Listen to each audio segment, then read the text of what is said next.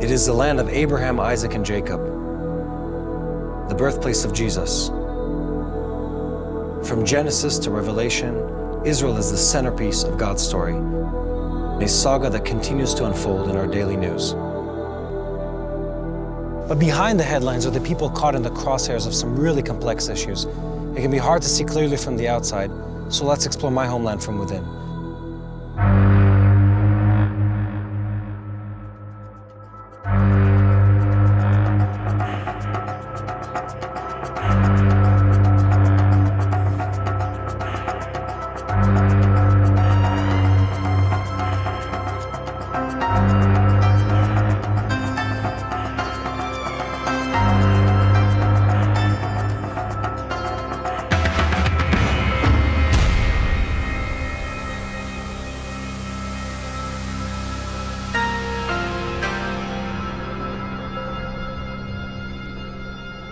The Jewish people have long suffered persecution and political isolation.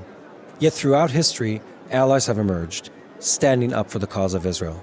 Rahab in Jericho, Cyrus the Great, king of Persia, who paid to rebuild the temple, even Oskar Schindler of the Second World War. Here are 3 stories of people who have stood by the side of another in their hour of need.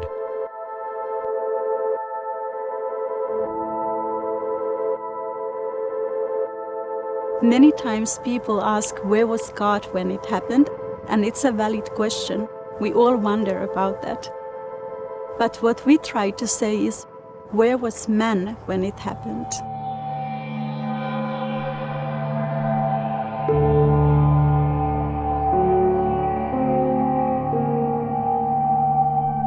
We often think that people should have done more, and that for sure is true. But the Nazis had very specific policies.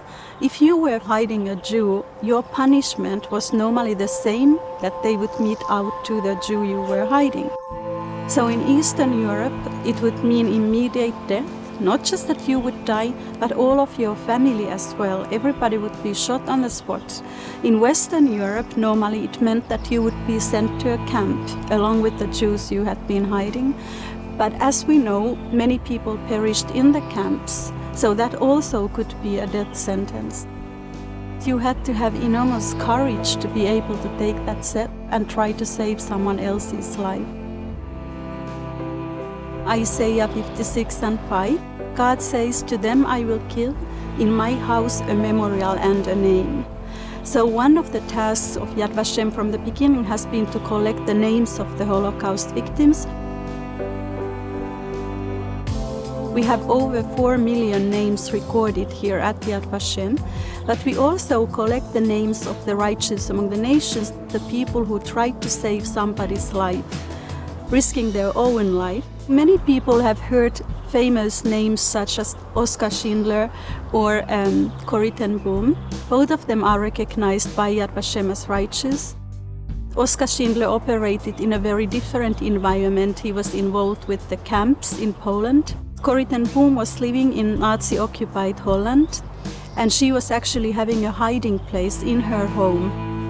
Raoul Wallenberg was in Hungary, Nazi-occupied Budapest, and he would run after the trains when they were taking the Jews to Auschwitz, and he would hand them out Swedish passports and say, these are Swedish citizens, they have to be able to leave this transport and come with me. At the end of the war, he went to meet with the Soviet forces that came to Budapest and was never heard of again. Aristides de Sousa Mendes was a Portuguese diplomat based in France. He actually gave visas to Jews so they could escape from France to Portugal and then from there to sail to the United States of America. He was severely punished by the government in Portugal because he had broken the law, and he actually died in disgrace. Princess Alice of Greece, who was hiding people in her palace. The diplomats and ambassadors, these were people who had access to visas and passports, and when you are trying to escape the Nazi regime, that's actually what you need. There were even women actually married to Nazi officers, and their husbands were sent away, and they were actually hiding Jews in their home. You can see that there's something inside the person that makes them want to help someone.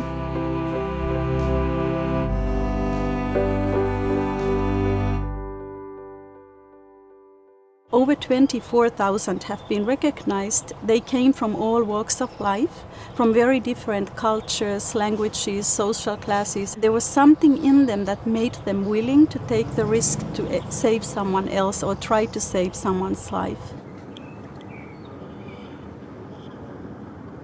There's no one common denominator between the people. Corrie ten Boom, she was clearly motivated by her love for the Jews because of the Bible. But people like Oskar Schindler, they saw what was happening, and at a certain point they couldn't take it anymore, and they realized that it's inhuman and they have to help those people.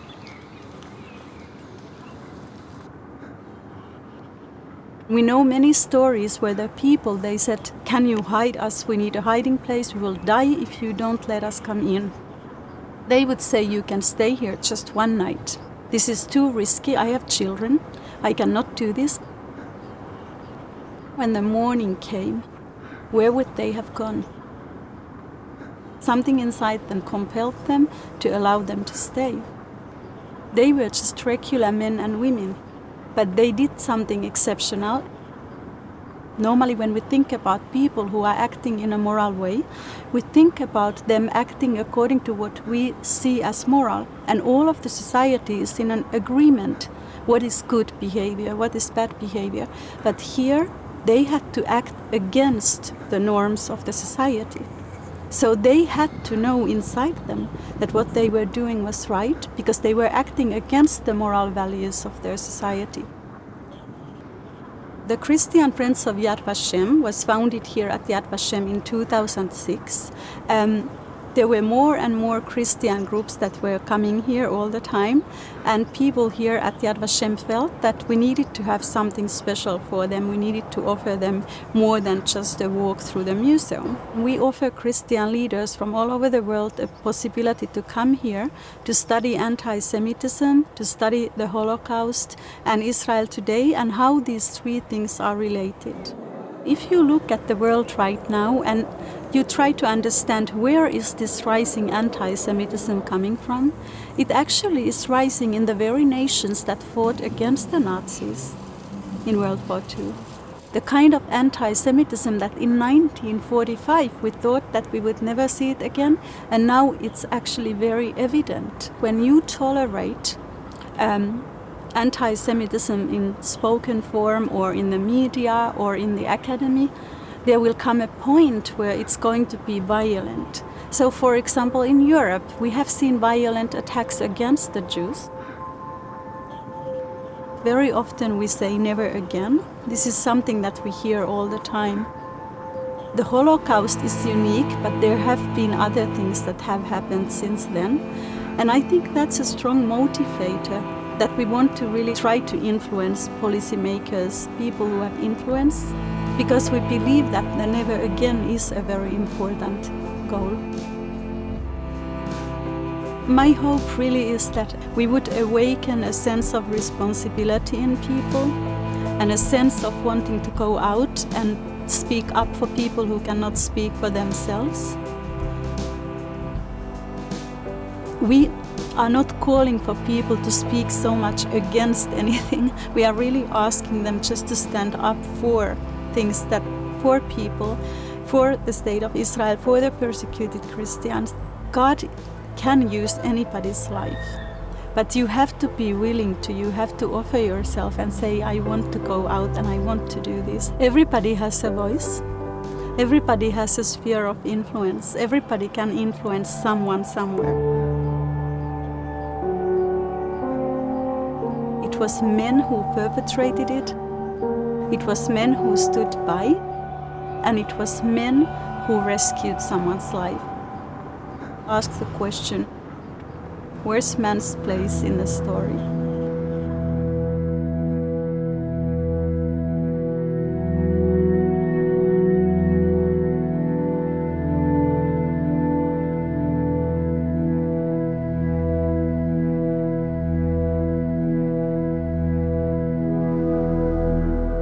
In a time when anti-Semitism is on the rise and persecution is spreading, the question of involvement is no longer a rhetorical one for many. From instigator to silent bystander, to friend and rescuer, invisible lines are being drawn. The question is asked, where's your place in the story? For many, the question comes from as close as one's own backyard or street corner, beckoning us to have eyes to see and ears to hear those who are hurting, to be a voice for the voiceless, to see value in those others have cast aside.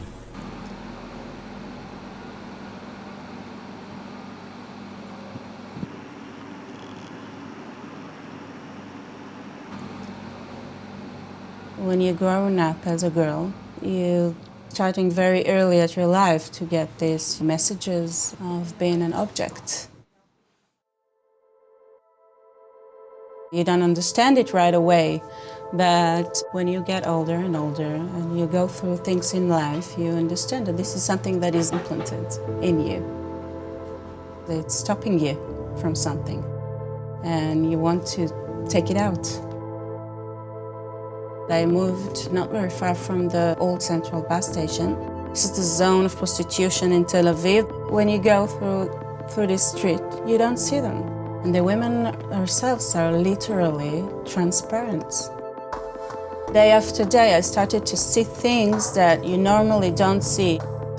I started to see women time after time. I started to see doors open and close. I started to see curtains move. I started to see parts of women, a market of women, a market of human beings that are being sold and bought every day, like a trade, like the trade that it is.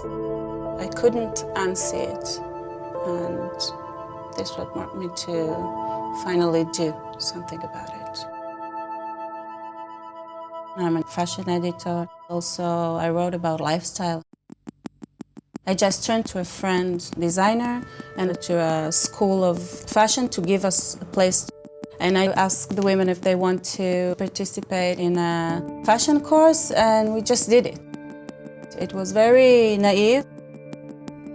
Prostitution starts with elimination of any option. They are really just pawns. Many of them are not skilled in any way. Most of them didn't even go through all high school. The issue that we address is their need for options. They also need the options of really believing that they can learn, that they still have something that they can give to society. There is a void because these women were swept out of the spectrum of society in their childhood or in early stage of life, most of them. This is the chance of society to bring them in. Women who come here, they start a course in designing and sewing, pattern making. It's a course of 1 year. It's like a vocational rehabilitation. So they get a little stipend from the Social Security, and they can come here every day, learn profession, but also learn skills of life. Very fast they start to get a sense of responsibility to themselves. They start to make things for themselves. They get self-worth, self-confidence. This is something that happens very fast. After they have the initial skills, they can start and create their own things. Some make clothes, some make bags, some make other accessories, jewels, and they can start, we help them to sell it. So very fast they start to have a small income from things that they made by themselves and things they started to create. They have the power to choose. Sometimes it's for the first time in their life. They feel that they can choose, they can do something else. They have an option. We have a graduate that have her own business, very successful business. She's not the only one who has business operations, but she's very, very successful and she's very known. She's a fashion designer. She now has her own store because she's got the chance to become what she is. It's an amazing thing to see. When I work day after day with women who comes from there. And sometimes when they come here, they still go every day to work there in another place. And understanding that this is what they are going through every day is very hard. This is my mission, to take women with me up.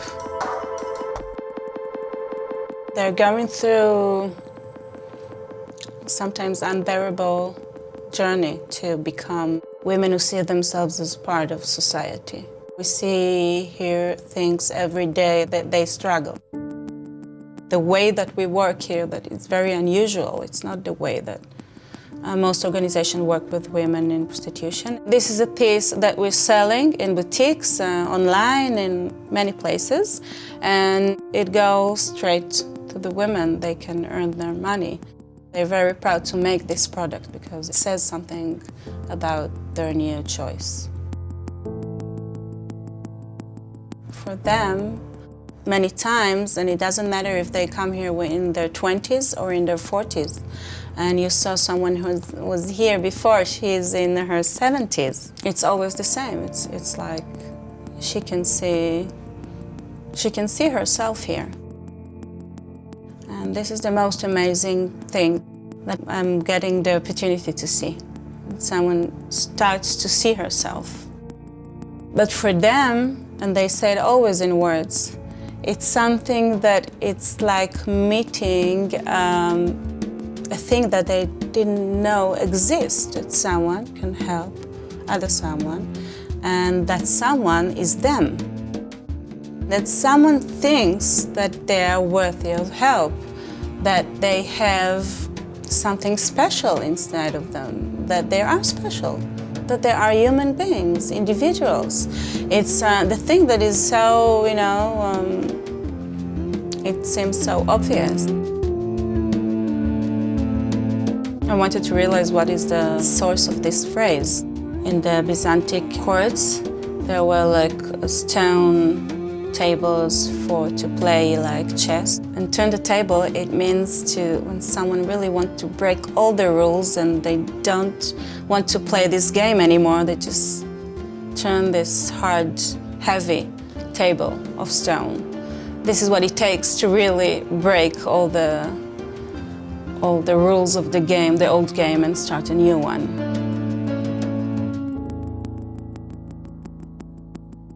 My hope is that there will be a world without prostitution, without women being sold, without women being hurt and being humiliated, oppressed. I think there could be this kind of world someday. In the book of Isaiah, the prophet tells God's people this: "If you will feed the hungry and help those in trouble, your light will shine out from the darkness, and the darkness around you will be as bright as the noon sun. You will be called a repairer of the breach and a restorer of streets to dwell in." Out of the darkness of division and unrest, we see those who are shining a transformative light on injustice, serving as a voice of change through new and creative formats for those who have been silenced. I used to think that law was the only way to get the world to change, but I realized that we need to make connections between one another.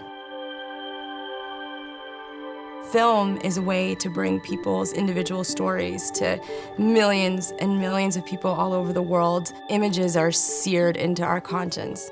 It was a very happy set of circumstances that led me to an amazing group of individuals working on a project about, at this point, women's rights during the Arab Spring. It just spoke to me from the geopolitical perspective, from the human rights perspective, the legal perspective, the fact that I was living in Jerusalem at the time and kind of looking at the Arab Spring from a pretty close perspective. And I just thought, I want to be a part of this. I have the right of education, I have the right to play, I have the right to sing, I have the right to talk, I have the right to go to market, I have the right to speak up. With Honor Diaries, we told the stories of 9 women's rights activists from honor-based societies. We put 9 women in a room and they spoke to one another.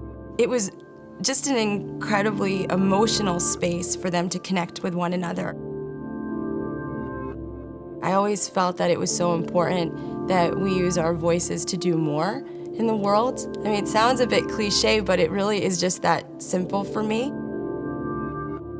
I studied human rights law and international law, and I always saw myself in that framework. I was working for non-governmental organizations that would send reports to the United Nations. Countries get reviewed for their human rights record or for other issues, and so NGOs will submit documents to discuss issues either about the country or about other human rights issues. There's a lot of food programs or science programs, the AIDS programs of the United Nations are excellent, but just in terms of human rights, it was very challenging for me to feel that meaningful work was taking place. I can't take the Human Rights Council seriously when they put tyrants and dictators on the council to make the decisions. When you have countries like Syria having a voice at the UN Human Rights Council while they're butchering hundreds of thousands of their civilians at home, I just don't want to be part of that in a meaningful way. When I was working within this framework, I just felt like I was hitting my head against the wall all the time. I just felt like I'm not getting anywhere. Here we are in our ivory tower, writing reports or having conferences, but what's actually getting done? As a result of feeling frustrated in that world, I looked outward. Film and media, more broadly speaking, to me, that's the way to promote advocacy and change. The world that we live in is so malleable, it's so flexible. Anyone can be part of media and expose and promote different stories to affect change. And that was the world that I wanted to be a part of.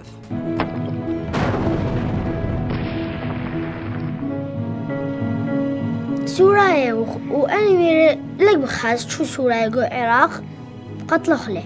I don't think that Christian communities understand what's happening to their brothers and sisters in the Middle East. Faith Keepers tells the stories behind the headlines of persecuted Christians and other minorities in the Middle East. What is taking place in the Middle East, particularly in Iraq, is genocide.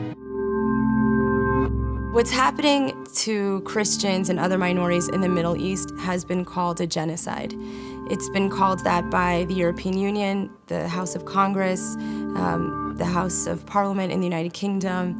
And unfortunately, this isn't the first genocide even that I've witnessed in my life. After the Holocaust, we said never again.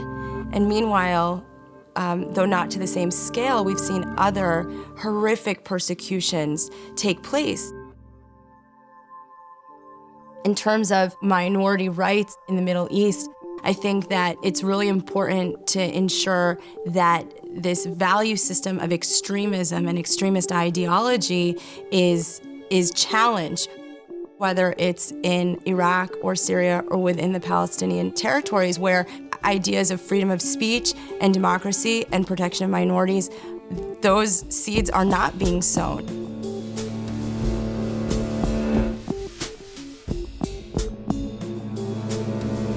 A young woman like me, my age, or even younger in Saudi Arabia or Pakistan or Afghanistan, I mean, what does she think about when she thinks about her future? Even the idea of a future doesn't even occur to her and never has been a choice or a gift that she can enjoy. I have such a responsibility to speak out on their behalf. I'm American, I live in Jerusalem. Both places are free. I'm able to speak out and say whatever I want, and I think that is a huge gift. It's a blessing, and it's something that no one should take lightly, and so I don't want to squander that opportunity.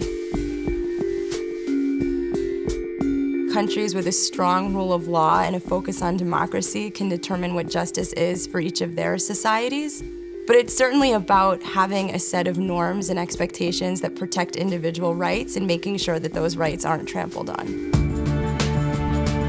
A friend is someone where you find common ground, or you grew up together, or you have common interests, but an ally is that I am with you even if I don't agree with you, I don't understand you, and I don't speak the same language as you, and we don't believe the same things. But there's something about you or the group that I want to align myself with. There's some commonality that we've chosen to form our connection on. The people who have the opportunity to give voice to the voiceless have a tremendous responsibility to do so. Stories are the connection between each one of us. So it's one thing to read headlines in a newspaper or to read books. It's another thing to tell individual stories of people. We don't always remember the facts or the dates, but we'll always remember a story.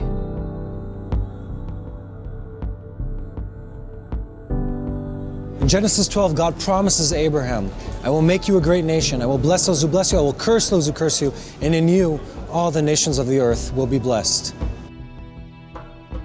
When we look at history, the pattern is clear.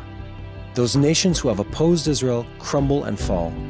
The great dynasties of Egypt, Persia, even Rome. And what about today? The political tide may come and go, but Israel is a living proof that God's promises remain. When the world turns against Israel, where will you stand? I leave you with a psalm penned by King David, a blessing over the city and indeed a prayer for Israel. Pray for the peace of Jerusalem. May they prosper who love you. May peace be within your walls and prosperity within your palaces. For the sake of my brothers and friends, I will now say, may peace be within you. For the sake of the house of the Lord our God, I will seek your good.